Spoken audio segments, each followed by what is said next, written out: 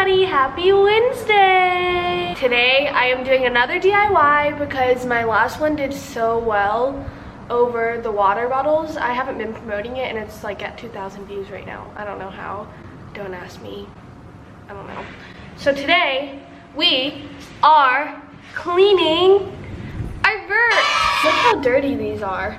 So I saw this thing on TikTok where you can clean them very easily. We're gonna take this piece of sandpaper and rub it on our Birkenstocks, sandpaper off all the dirt, and hopefully they look super clean again because this is disgusting. Let's get to it.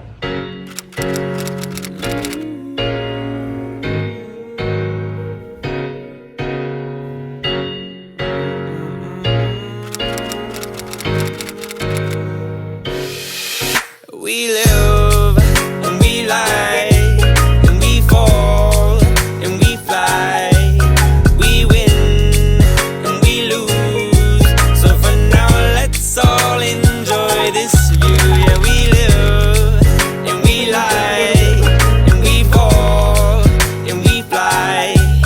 We win and we lose. So Rain's is so different. Mine is a lot cleaner, but these like little areas, I can't get it. I need like a sandpaper pin.